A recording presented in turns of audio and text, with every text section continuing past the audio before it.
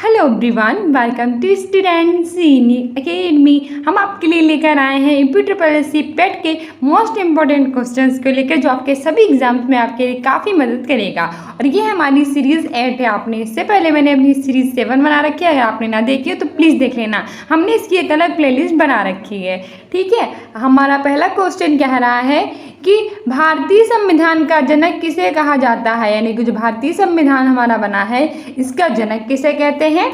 तो option A है doctor Bhimrao Ambedkar, option B है सरदार वल्लभ भाई पटेल, ऑप्शन सी है पंडित जवाहरलाल नेहरू और ऑप्शन डी है महात्मा गांधी। तो बताइए जो भारतीय संविधान बना था उसका जनक कैसे कहते हैं, और काफ़ी एग्जाम में पूछा जा चुका है। तो इसमें हमारा सही आंसर हो जाएगा option A doctor Bhimrao Ambedkar. जो डॉक्टर भीमराव अंबेडकर थे उन्हें भारतीय संविधान का जनक कहते थे, इसलिए ऑप्शन ए हमारा सही हो जाएगा, ठीक है। इसके अतिरिक्त जो हमारी ड्राफ्टिंग कमेटी थी उसके अध्यक्ष भी डॉक्टर भीमराव अंबेडकर थे, और एक कमेटी थी वो 29 अगस्त 1947 को बनकर तैयार हुई थी। और वही जो डॉक्टर भीमराव अंबेडकर थे महर जाति से संबंधित थे, और इन्होंने आर्टिकल 32 को भारतीय संविधान की आत्मा कहा है। ये सारी चीज़ें भी याद रखना, ठीक है। वही हमारे जो ये सरदार वल्लभ भाई पटेल हैं, इन्हें भारत का लौह पुरुष भी कहते हैं, और इन्होंने 1931 के कराची अधिवेशन की अध्यक्षता की थी। जो हमारे पंडित जवाहरलाल नेहरू जी हैं, और ये भारत के पहले प्रधानमंत्री थे, और इन्होंने 1953 में 14 सितंबर को हिंदी दिवस मनाने की भी घोषणा की थी। जो महात्मा गांधी से इनसे रिलेटेड का इंपॉर्टेंट इन्फॉर्मेशन है, जो महात्मा गांधी जी थे इन्होंने करो या मरो यानी कि डू और डाई का नारा दिया था। 8 अगस्त 1942 को भारत छोड़ो आंदोलन स्टार्ट किया था। 9 जनवरी 1915 को दक्षिण अफ्रीका से भारत वापस लौट कर आए थे, इसलिए हर साल 9 जनवरी को प्रवासी दिवस मनाया जाता है, ठीक है। ये सारी चीज़ें हैं महात्मा गांधी से रिलेटेड है, ये सारी चीज़ें भी याद रखना। बढ़ते हैं आगे। हमारा दूसरा क्वेश्चन कह रहा है कि कर और रक्षा विषय किस सूची में आते हैं। ऑप्शन ए है संघ सूची, ऑप्शन बी है समवर्ती सूची, ऑप्शन सी है राज्य सूची और ऑप्शन डी है इनमें से कोई नहीं। तो बताइए जो कर और रक्षा विषय है वो किस सूची में आते हैं, और हमारा मोस्ट इंपॉर्टेंट है, एग्जाम में पूछा जा चुका है। तो इसमें हमारा सही आंसर हो जाएगा ऑप्शन ए संघ सूची, यानी रक्षा जो है वो हमारे टैक्स यानी टैक्स और डिफेंस है, ये हमारे संघ सूची में आते हैं, ठीक है। ऑप्शन ये सही हो जाएगा। वही समवर्ती सूची की बात, वही संघ सूची वे सूची होती है जिसमें केंद्र सरकार अपने जो कानून है वो बनाती है। वही समवर्ती सूची वे सूची होती है जिसमें केंद्र और राज्य दोनों बनाती हैं, और राज्य सूची वे होती है जिसमें सिर्फ राज्य बनाती है, ठीक है। और कर और रक्षा है ये हमारे संघ सूची में आते हैं, ऑप्शन ये सही हो जाएगा। आगे बढ़ते हैं। आगे हमारा थर्ड क्वेश्चन कह रहा है पहले भारतीय गवर्नर जनरल कौन थे, और काफ़ी एग्जाम में पूछा जा चुका है। ऑप्शन ए है लॉर्ड माउंटबेटन, ऑप्शन बी है Lord William Bentinck, option C है चक्रवर्ती राजगोपालाचारी और ऑप्शन डी है इनमें से कोई नहीं। तो बताइए पहले भारतीय गवर्नर जनरल कौन थे। इसमें हमारा सही आंसर हो जाएगा ऑप्शन सी चक्रवर्ती राजगोपालाचारी, ठीक है। ऑप्शन सी सही हो जाएगा। वहीं जो लॉर्ड विलियम बेंटिक जी आ रहे हैं ये पहले गवर्नर जनरल थे, ठीक है। और लॉर्ड माउंटबेटन थे, ये हमारी स्वतंत्रता के बाद पहले गवर्नर जनरल थे, और चक्रवर्ती राजगोपालाचारी ये पहले भारतीय थे। तो पहले भारतीय पूछे तो चक्रवर्ती राजगोपालाचारी, पहले स्वतंत्रता के बाद पूछे तो लॉर्ड माउंटबेटन, और पहले गवर्नर जनरल पूछे तो लॉर्ड विलियम बेंटिक। ये सारी चीज़ें याद रखना। और भारत के पहले वायसराय जो थे वो लॉर्ड कैनिंग थे, ये भी याद रखना। आगे बढ़ते हैं। आगे हमारा चौथा क्वेश्चन कह रहा है भारतीय संविधान कब लागू हुआ, यानी कि हमारा जो भारतीय संविधान था वो कब लागू हुआ था। ऑप्शन ए है 1950, ऑप्शन बी है 1949, ऑप्शन सी है 1953 और ऑप्शन डी है इनमें से कोई नहीं। तो बताइए हमारा सही आंसर क्या हो जाएगा। तो इसमें हमारा सही आंसर हो जाएगा ऑप्शन ए 1950। जो भारतीय संविधान था वो 26 जनवरी 1950 को लागू हुआ था।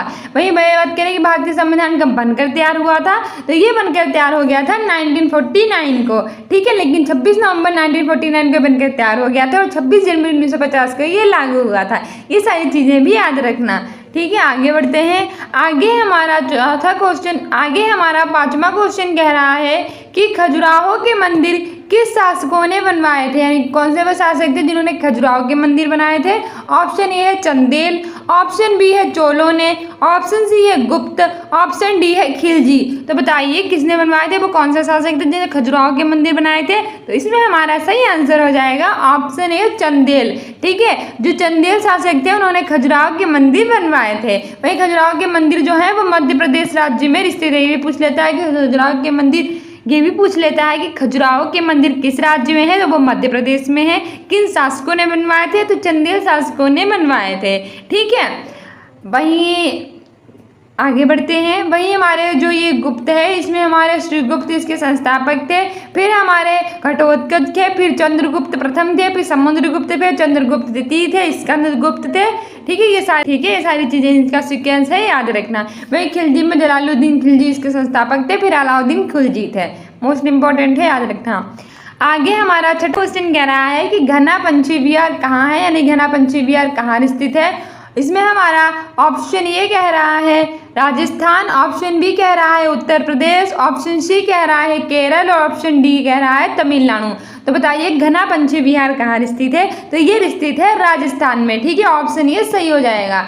राजस्थान के भरतपुर में घना पंछी विहार स्थित है। ठीक है, राजस्थान की बात करें तो इसकी कैपिटल है जयपुर, जिसे हम पिंक सिटी भी कहते हैं। साथ ही यहाँ स्थित है Jaigarh port, Nahargarh port, Amer port, हवा महल, जल महल। ठीक है, काफी इंपॉर्टेंट है। अगर भी बात करें यहाँ के चीफ मिनिस्टर की, तो वो है अशोक गहलोत, और यहाँ के गवर्नर है कलराज मिश्र। ठीक है, याद रखना। वही हमारा जो ये उत्तर प्रदेश आ रहा है, उत्तर प्रदेश की बात करें, कैपिटल है लखनऊ, जिसे हम नवाबों का शहर कहते हैं। यहाँ के चीफ मिनिस्टर हैं योगी आदित्यनाथ, तो यहाँ के गवर्नर है आनंदीबेन पटेल। यहाँ लोकसभा की 80 सीटें हैं, राज्यसभा की 31 सीटें हैं, और विधानसभा के साथ साथ यहाँ विधान परिषद भी है। ठीक है, और भारत के सिर्फ 6 राज्य हैं जहाँ विधानसभा के साथ साथ विधान परिषद है, और वो कौन कौन से हैं, उसे मैंने आपको काफ़ी बार रिवीजन कराया है। वो है उत्तर प्रदेश, बिहार, महाराष्ट्र, कर्नाटक, आंध्र प्रदेश और तेलंगाना। ठीक है, याद रखना। वहीं अगर हम बात करें केरल की, तो केरल की कैपिटल है तिरुवनंतपुरम। यहाँ के चीफ मिनिस्टर है पिनराई विजयन, और कथकली और जो मोहिनीअट्टम है वो यहाँ का शास्त्रीय नृत्य है। तमिलनाडु की बात करें तो इसकी कैपिटल है चेन्नई, और यहाँ डीएमके यानी कि द्रविड़ मुनेत्र कड़गम की पार्टी की सरकार है, और यहाँ के चीफ मिनिस्टर हैं एम.के. स्टालिन। ये भी याद रखना। ठीक है, और ये जो भरतनाट्यम है वो यहाँ का शास्त्रीय नृत्य है, ये चीज भी याद रखना। आगे बढ़ते हैं। आगे हमारा 7वां क्वेश्चन कह रहा है कि आंध्र प्रदेश का गठन कब हुआ था, और हमारे स्टैटिक जीके का सबसे ज़्यादा पूछे जाने वाले सवाल है कि जो ये आंध्र प्रदेश है इसका गठन कब हुआ था। तो ऑप्शन ए है 1953, ऑप्शन बी है 1950, ऑप्शन सी है 1952 और ऑप्शन डी है 1957। तो बताइए आंध्र प्रदेश का गठन कब हुआ था। तो इसमें हमारा सही आंसर हो जाएगा ऑप्शन ए 1953। जो आंध्र प्रदेश था इसका गठन 1953 को हुआ था, और भाषा के आधार पर भारत का पहला बनने वाला राज्य था आंध्र प्रदेश, और आंध्र प्रदेश से अलग होकर तेलंगाना की स्थापना हुई है 2 जून 2014 को। ठीक है, ये भी याद रखना। वही हम आंध्र प्रदेश की बात करें तो इसकी कैपिटल है हैदराबाद, और जो हमारा कुचिपुड़ी है वो यहाँ का शास्त्रीय नृत्य है। और वही बात करेंगे तेलंगाना की, तो ये 2 जून 2014 को आंध्र प्रदेश से अलग होकर बना था, और भारत का 29वां राज्य बना था। लेकिन वर्तमान में भारत में 28 राज्य और 8 केंद्र शासित प्रदेश हैं, क्योंकि जम्मू कश्मीर और लद्दाख को भारत का केंद्र शासित प्रदेश बना दिया गया, इसमें धारा 370 हटाकर। ठीक है, ये सारी चीजें भी याद रखना। आगे बढ़ते हैं। आगे हमारा अगला क्वेश्चन कह रहा है 8वें नंबर का कि वन संरक्षण अधिनियम कब आया। जो वन संरक्षण अधिनियम है मोस्ट इंपोर्टेंट है, ये कब आया। ऑप्शन ए है 1980, ऑप्शन बी है 1986, ऑप्शन सी है 1985, ऑप्शन डी है 1992।